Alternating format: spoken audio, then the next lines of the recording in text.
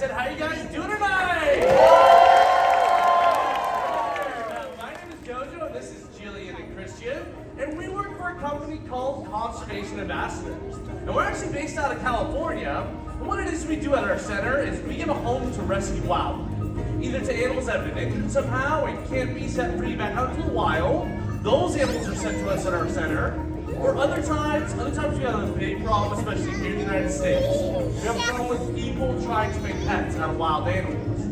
That never ever works. It's also against the law. Those animals are taken away and sent to our center as well.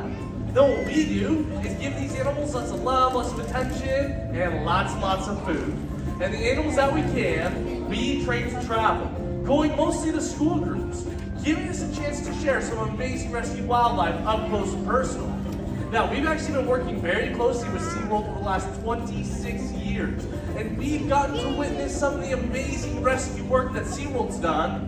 In fact, since SeaWorld first opened their gates, they have rescued and released over 40,000 animals. That definitely deserves a round of applause. Yeah, that's incredible. They're some of the best at what they do, so when SeaWorld asked us to come share some of our rescue wildlife with you, we were super excited to do so, and we brought some awesome animals for you guys to meet. But tonight's show is different. Tonight we are sharing creatures that show their true colors under the cover of darkness. There's a whole world of activity that comes alive at night, and to show that, we brought some of our nocturnal friends for you guys to meet. He's what's known as a striped skunk, named for these beautiful racing stripes going down his back. There's also a spotted skunk that's found right here in Florida, as well as a hawk-nosed skunk with a nose kind of like a pig. But what all skunks have in common is the spray. You guys all know about skunk spray, right? Yeah. So instead of talking about it, I think I'm just going to show you how it works. Just kidding. I'm saving that little stunt for the end of my career. And it will most definitely happen in a junior high school. Oh, it's going to be amazing. But that spray is the skunk's only form of defense. He can't run that fast. He doesn't have super sharp claws or a very strong bite. So let's say a skunk sees a predator. The first thing that skunk is going to do is throw a fit. Have any of you all ever thrown a fit before? Yeah, I know I have, for sure. So the first thing that skunk is going to do is stomp his little skunk feet to say, I'm a skunk and I'm about to spray. If that warning doesn't work, he'll even do handstands, waving that tail in the air to really show off that he is a skunk and he is about to spray. And if that second warning isn't enough, well, then he will spray. And they can spray about 15 feet, so some of you all are in the spray zone right now. Now, that spray, we all know it smells bad, but that's actually not the point. That spray will get into the eyes and the nose of the animal that's attacking him, and it burns, working like nature's pepper spray, and hopefully getting that animal to leave him alone.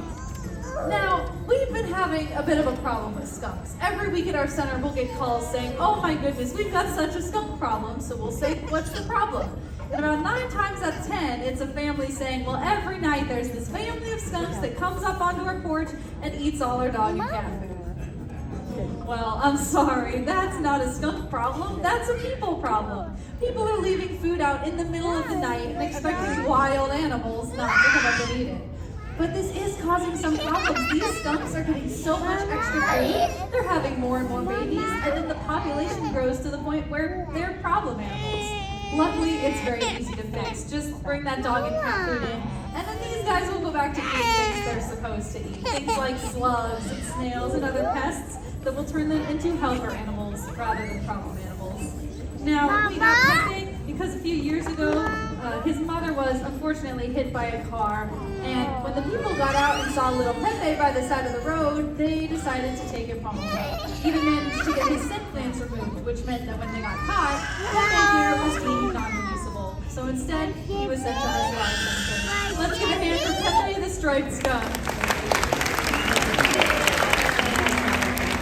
Now, this beautiful venomous creature is Smog, and she is the Gila Monster. And Smog here actually came to our center because there was a couple who was driving through the Arizona deserts in the middle of the night.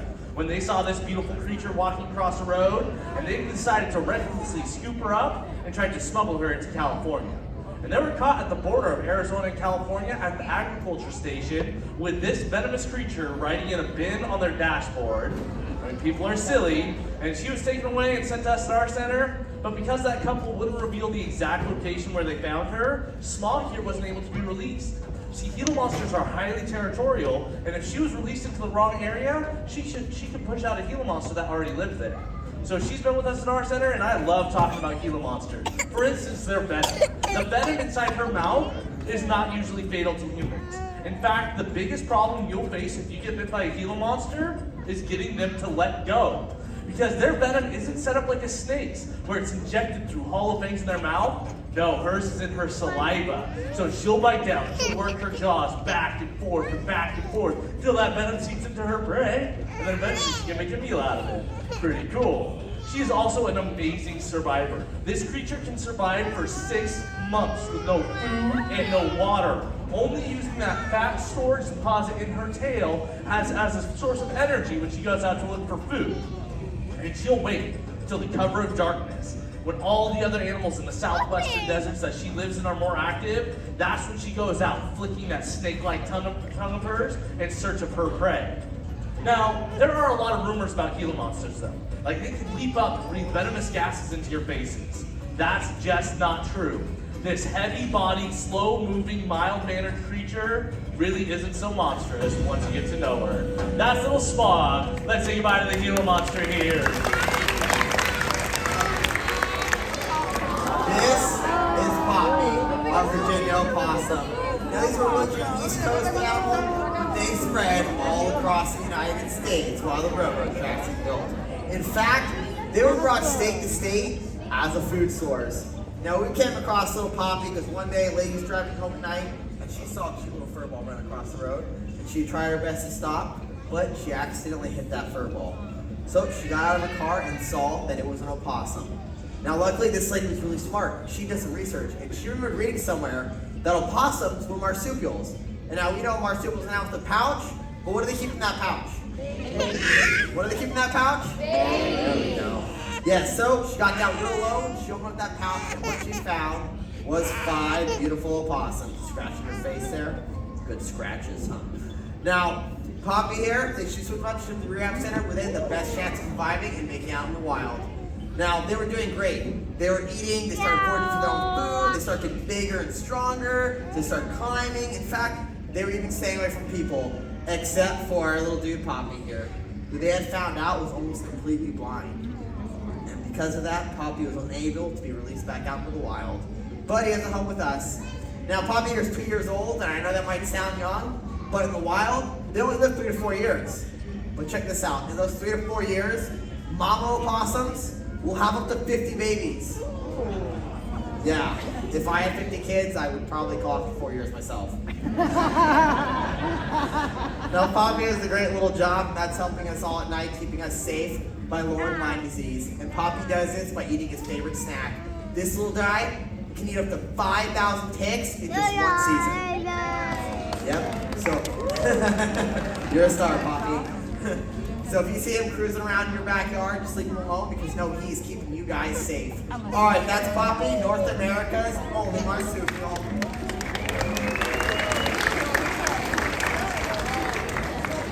Now this awesome creature is Boris, and he is the South American porcupine, otherwise known as the Twindew. And this little guy here, he is one of my favorite animals to talk about. See, for instance, the quills. You guys have heard about how porcupines shoot their quills, right? Well, that's not true. Porcupines, they don't shoot their quills. Their quills are just hair. It's hair that's sharp and stiff and pokey. And when another animal touches them, that's when those needles are left behind. It's not like they're spring-loaded in there and you can say, fire missile 6 and shoot the quills out. No, but they are an amazing defense. And I'll tell you what, porcupines are absolutely awesome animals. They make up most of the world's largest rodents. And for instance, there's the South or the Indian and the African crested porcupine that can weigh over 50 pounds and have quills that are over 2 feet in length.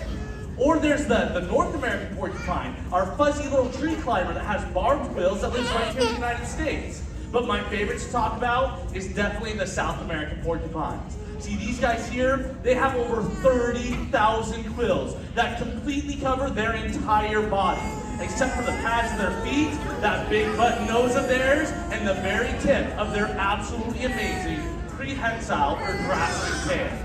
Now what the Twindew will do is he'll spend most of his day up in the hollowed out area of a tree waiting for nightfall. When nighttime comes, he goes on the move. He's searching for fruits, flowers, leaves, roots, and shoots, and even as he's stretching out to grab those fruits, that prehensile tail of his helps keep him anchored to those tree branches. And he can move with absolute confidence, even though there are many predators in the South American rainforest that would try and eat a porcupine. He has that awesome hairdo that helps him stay nice and safe. But if a predator does come too close to him, what he'll do is he'll shake his whole body like a big spiky maraca, telling that creature that he will make an extremely prickly meal. And they are absolutely amazing though, and he has, like all rodents, ever-growing teeth. Teeth that are actually made out of keratin that he has to chew on hard woods in order to keep at a healthy length. And Boris here, he actually came to our center from an animal production company that was shut down due to a lack of business. And he was sent to us at our center, so he retired from a life on the big screen to now being here and doing some programs, which I think is pretty cool to see. Anyways, I think he's absolutely amazing. That's little Boris, the South American porcupine.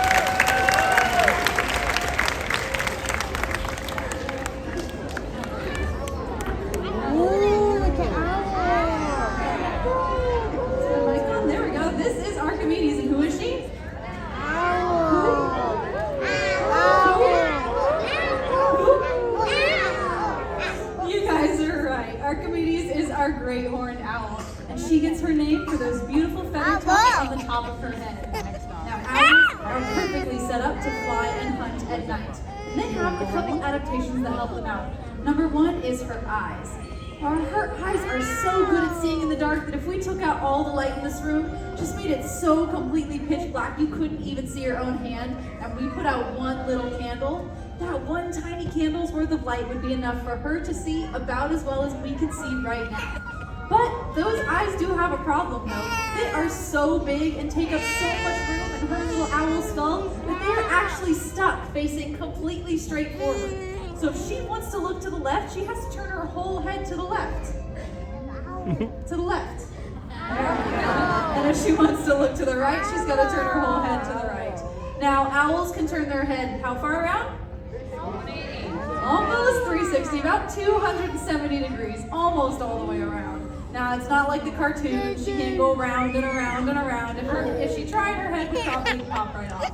But she can do about 270 degrees. Now, the other thing that helps her out when she's hunting at night is in her wings. Her wings have specialized feathers called comb feathers that actually break up the wind and give her perfectly silent flight. And that helps in a couple ways. Number one is when she's out hunting at night, she's not just looking for food, she's listening for food. And so if she's up in the air going flappity flappity, she's not gonna hear all those little rodents on the ground. And so the second way that helps her out is that those rodents will never hear her coming, and she can make a sneak attack to grab her food. If she hears or sees a mouse or rat on the ground, she will swoop down and use 600 pounds per square inch of crushing force to grab it and make it her meal. And an owl this size can eat about 3 to 5 small rodents every night, making them an extremely important part in the cycle of life, because these guys help keep us from being overrun by the rodent world.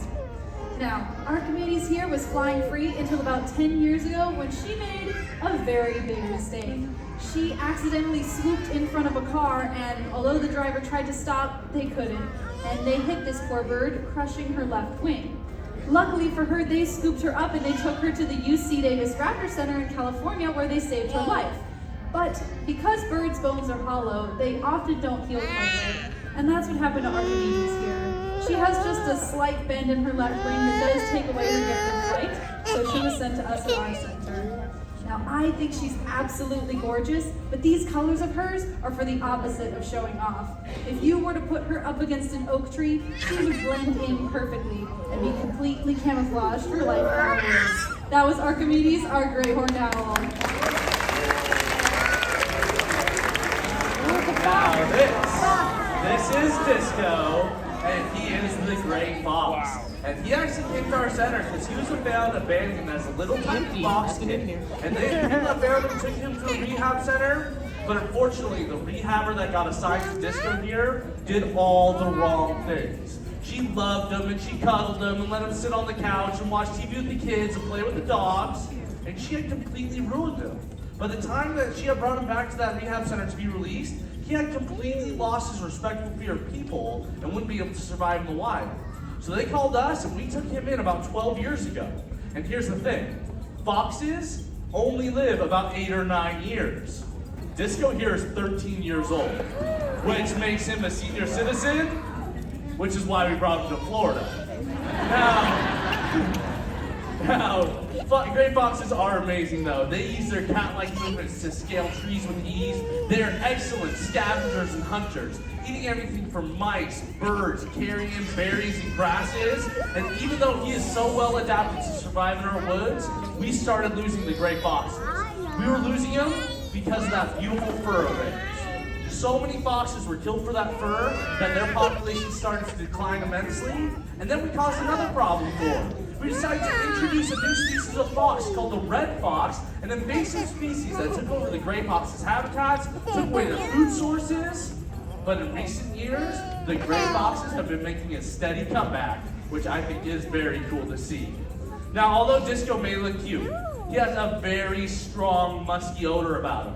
In fact, he uses that smell of his to mark his territory from other males, but during mating season, it's like his own personal cologne, allowing him to attract those foxy ladies. Anyways, even though he's smelly, we still love him. That's old man Disco, our little gray fox. All right, who likes milkshakes? Yeah, well, so does our little buddy, Octavius, the curly-haired tarantula. In fact, some might say he's a bit of a milkshake connoisseur. He travels the grasslands in Costa Rica looking for the best flavor. Right now, he tells me he's a big fan of cricket, worm, slug, and your favorite house guest, the cockroach. And what I mean by that is he will grab onto his prey and he will inject them with a special enzyme. That enzyme just starts to break down their body, liquefying them and turning them into milkshake. That wasn't good enough. He's got his own custom-like straw teeth that hide right behind those fangs. So when he's ready for it, he'll dive on now and he'll slurp it up just like a milkshake. Now, don't worry, if he was to bite a human, it would feel like a mere bee sting. What he has for bigger predators, people who come after him, is all those little hairs. And those hairs work perfectly for when somebody's come to scare him, he'll scratch them all off, they'll start to fly out in the sky, and they'll land right in your eyes, your nose, making you feel like you got really bad allergy season. Now, we got this young man here from a young man. We got him as a kid, as a pet, and then as he got older, he had to go to college, and then that responsibility fell off to his mama. But unfortunately, his mama was scared of spiders, so then she called us, and now we have him. But the cool thing is we actually recently got in contact with that young man, and he was absolutely thrilled to hear that his childhood pet was doing educational shows for all of you guys. All right, that's Octavius, our curly-haired tarantula. Give the tarantula more of an applause. She did a good job. Now, he may not be as cute as these two little guys, though. This is Zig and Zag, and they are 5-week-old baby raccoons. And these two little guys came to our center because there was somebody who cut a tree down in their backyard, and these two little ones fell out of a nest in that tree. Mom was nowhere to be found, so they took them to a rehab center. But unfortunately, the county that they lived in has a non-release policy for raccoons. So they were sent to us at our center, and how could you say no to those cute little faces? We had to give them a forever home, and raccoons are one of the most highly adaptable animals on this planet. They have hypersensitive fingertips. Fingertips that are about 6 times more sensitive than yours or mine. That 6 times sensitivity allows them to feel in the creeks or riverways, searching between the rocks for crawdads or frogs, while their eyes are still up and looking out for predators. They also have these amazing wrists. It sounds weird, but they have these amazing wrists that they can rotate. So they can go up trees head first, as well as come down trees head first. In fact, they're so good at being in the trees, Check this out. They can barely walk, yet they can already hang upside down. But my favorite thing about them is their stomach. See, these guys are what's known as an omnivorous animal. Can you guys say omnivorous? Yeah, that's a big fancy word. These guys can eat anything and everything. Beetles, grubs, worms, fruits, flowers, dead stuff, eggs. These guys here, they can survive on the coast by eating mussels and clams. They can survive in the deserts by eating cacti and bugs. You know, these guys here, they can even survive in the hearts of our greatest cities. And I think for putting up with us, we gotta give the raccoons a whole lot of credit. Absolutely. Now, we like to end each show with just some easy things you can do locally to help protect our wild friends. But since we're talking about nocturnal animals, let's talk about specifically nocturnal problems. Things like removing the supplemental food sources at night. Like, don't leave that dog food and that cat food out at night, because then the nocturnal animals become dependent on those food sources and they become problem animals. Another big one is don't throw food trash out your window at night. That attracts animals to the roadways and often gets them hit by cars. The third one is removing some of that light pollution. If we can turn off some of those outdoor lights at night, the nocturnal animals go back to their natural behaviors under the cover of darkness and keep our ecosystems nice and healthy. Anyways, thank you so much for coming and listening to Rescue Tales Night Vision. And enjoy the rest of your night here, SeaWorld, everybody. Thank you very much for having us. Awesome.